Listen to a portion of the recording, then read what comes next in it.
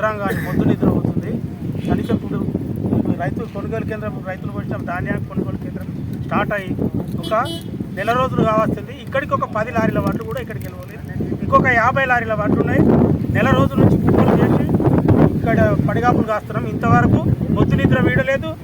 ప్రభుత్వ యంత్రాంగం లేదు దిక్కు, ఇక్కడ చేసే వాళ్ళు కూడా ఎవరు లేరు. చూసిన దిక్కు లేదు, దీవానం లేదు.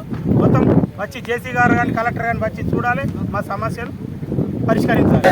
రైతుల సమస్యను వెంటనే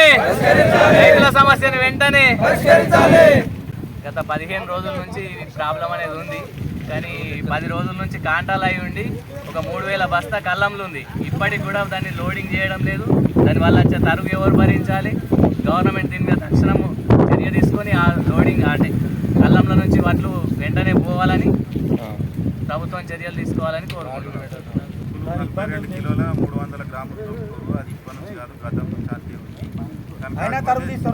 దొరికిన సంచులు ఈయనే ఉంటున్నాయి 10-15 రోజుల నుంచి. అవి తరగవలు భరించారు. రైతులకు ఒక్కొక్కరికి 5 క్వింటాలు 4 క్వింటాలు తర్వాత కడిగిస్తారు. ఓన్లీ రైతులై మొత్తం అట్లే ఉన్నాయి. కళ్ళాల మీద పట్టాలన్నీ ఎండకపోయి ఇచ్చకపోతున్నాయి. కింద చెదలు వాటి ఖరాబ్ అయిపోతున్నాయి. వర్షం పడితే ఘోరమైన పరిస్థితి జరుగుతుంది. ఆత్మహత్య చేసుకునే పరిస్థితులు ఉన్నారు. ఒక రైతు అప్పుల బాధలు ఉన్నారు. ఈ అప్పుపై పైసలు వస్తే ఎవరి అప్పులాలు కట్టుకుంటారు. తక్షణమే వెంటనే అధికారులు కానీ మన చర్యలు తీసుకోవాలని కోరుతున్నాం. సమస్య ఉండబట్టి 20 రోజులకు ఎక్కువైంది.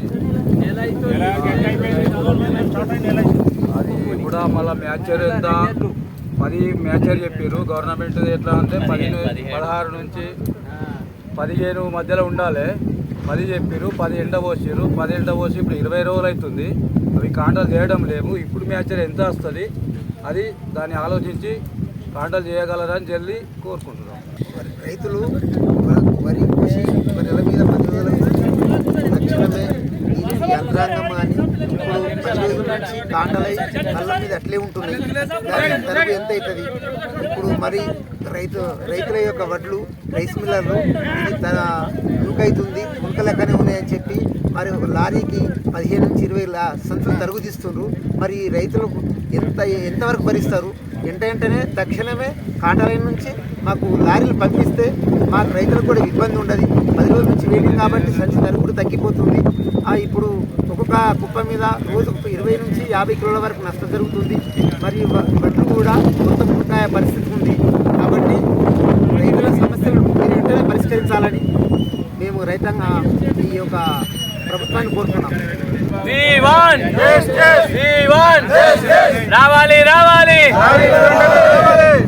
జరగాలి రైతుల సమస్యను వెంటనే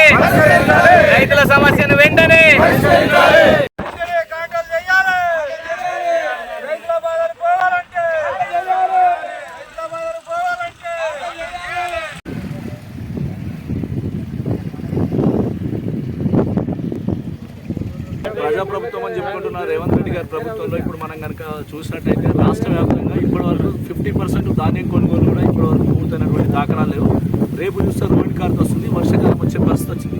ఈ వడ్లు ఎప్పుడు పోతాయి, వడ్ల పైసలు ఎప్పుడు వస్తాయి, రైతు మళ్ళీ వర్షాకాలానికి కావాల్సినటువంటి ఎరువులు కానీ విత్తనాలు కానీ లేకపోతే వాళ్ళు ఈ వ్యవసాయం పేరు మీద తెచ్చుకున్నటువంటి అప్పులు కానీ రైతులు ఎప్పుడు తీస్తారన్న సంగతి ఈ సందర్భంగా గుర్తు చేస్తూ ఉన్నాం.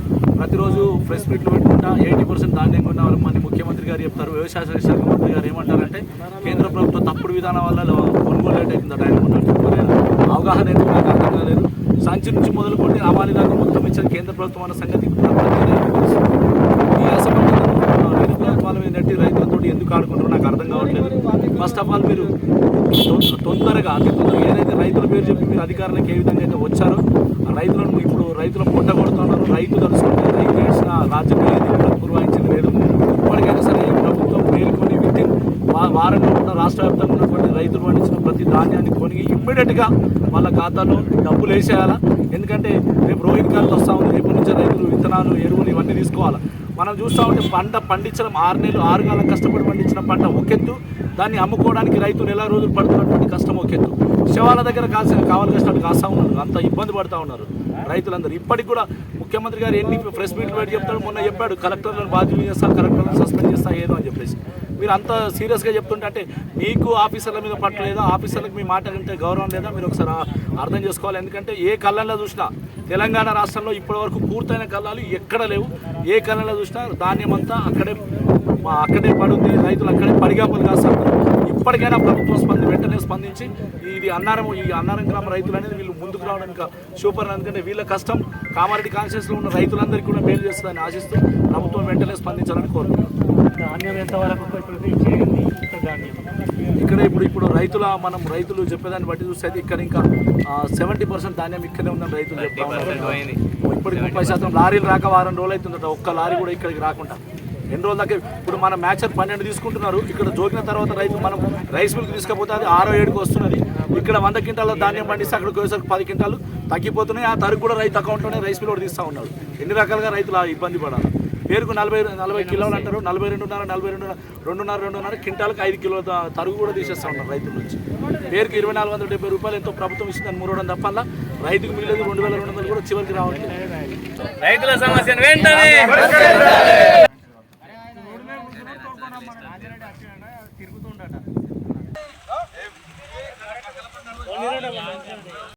కాంటాలు చేయాలి.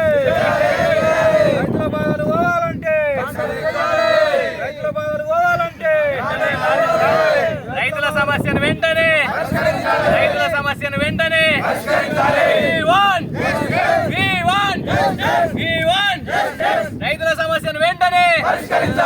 రావాలి